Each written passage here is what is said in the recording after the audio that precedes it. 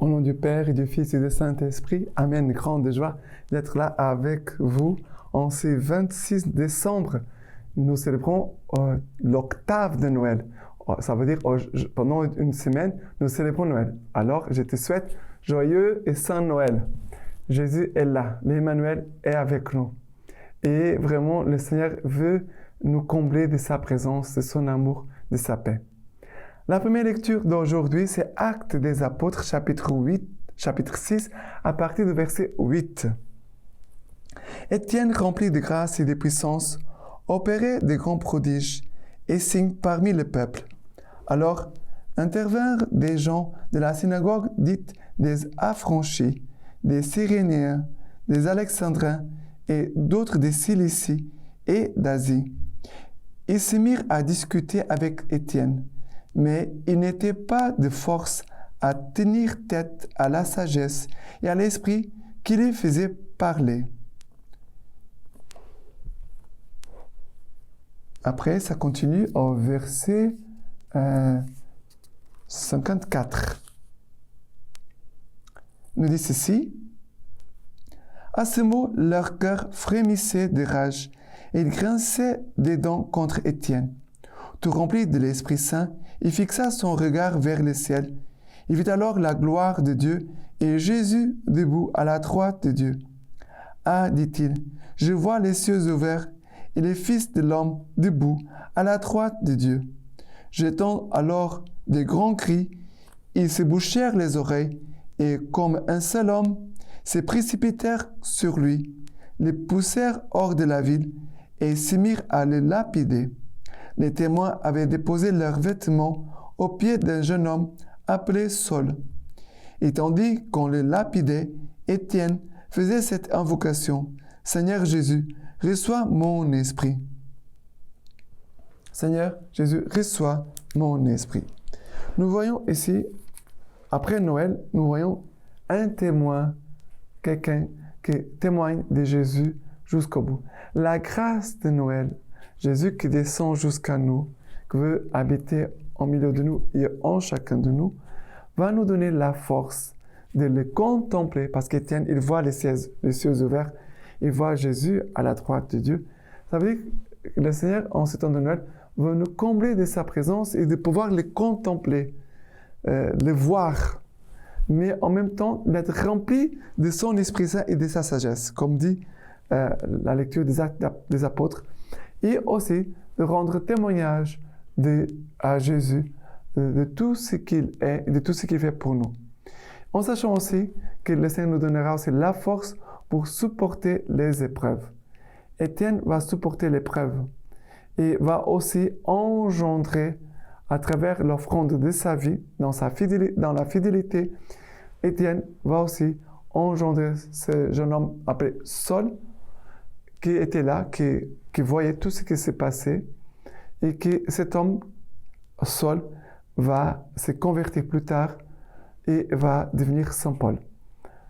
Un témoin de Jésus, de l'amour de Jésus jusqu'au bout, même dans l'épreuve, dans la souffrance, et qui va aussi engendrer d'autres chrétiens par l'offrande de leur vie. Ce temps de Noël, c'est un temps de fécondité. C'est un temps très fécond. Maintenant, le psaume d'aujourd'hui, c'est le psaume 31. Le psaume 31, à partir du verset 3. « Tends l'oreille vers moi, hâte-toi, sois pour moi un roc de force, une maison fortifiée qui me sauve. Car mon rocher, mon rempart, c'est toi. Pour ton nom, guide-moi, conduis-moi. En tes mains, je remets mon esprit. C'est toi qui me rachètes, Seigneur. Que j'exulte et jubile en ton amour, toi qui as vu ma misère, connu les angoisses de mon âme. » Après le verset 16. « Mes temps sont dans ta main, délivre-moi. Tes mains hostiles qui s'acharnent. Fais luire ta face sur ton serviteur. Sauve-moi par ton amour. » Fais luire, Seigneur, ta face sur ton serviteur. Sauve-moi par ton amour. Le Seigneur vraiment veut, c'est temps de Noël, c'est le temps de la lumière. Jésus veut nous éclairer de sa lumière. Jésus est venu chasser les ténèbres de nos cœurs. Mais ici, le psaume nous dit « En tes mains, je remets mon esprit ». Verset 6. « C'est toi qui me rachètes, Seigneur ».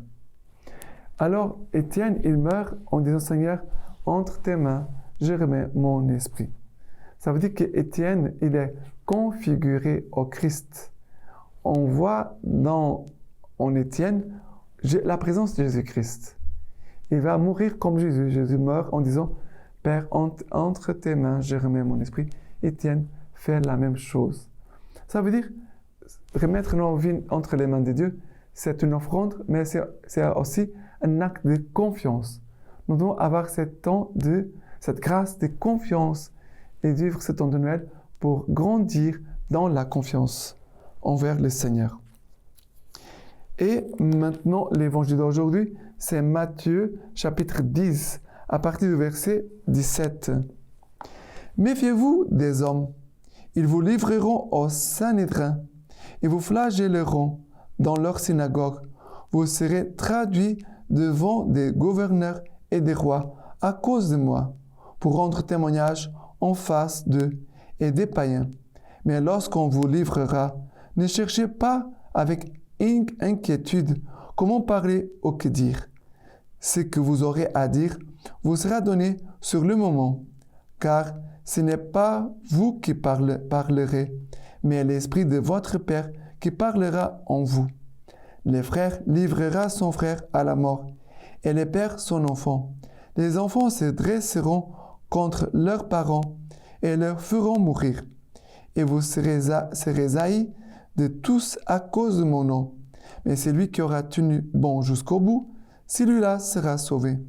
Si l'on vous pourchasse dans telle ville, fuyez dans telle autre.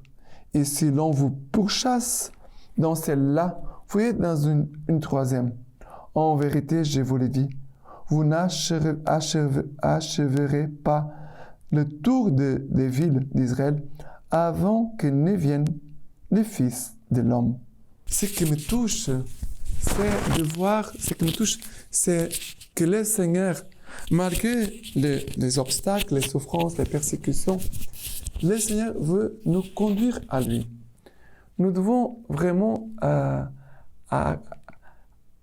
malgré les souffrances, malgré les persécutions, nous devons courir vers le Seigneur, non pas courir vers d'autres villes.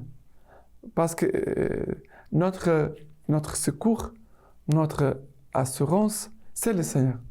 Et nous devons toujours nous tourner vers lui. En toutes circonstances, nous devons toujours nous tourner vers lui, de les chercher, de l'appeler. Jésus, c'est le Dieu qui vient, qui descend, et qui descend pour venir trouver l'humanité qui a besoin vraiment de Dieu. Et ici, le Seigneur dit, ne vous inquiétez pas, même malgré les persécutions, le Seigneur, il est là, il est avec nous. Ça veut dire vivre ce temps de Noël, c'est un temps de joie, mais pour d'autres personnes, peut aussi être des moments de douleur, de souffrance. Que la présence de Jésus soit notre consolation, notre force en tout moment. Que la présence de Jésus soit notre force, notre consolation en tout moment. Car vraiment, l'Emmanuel est avec nous.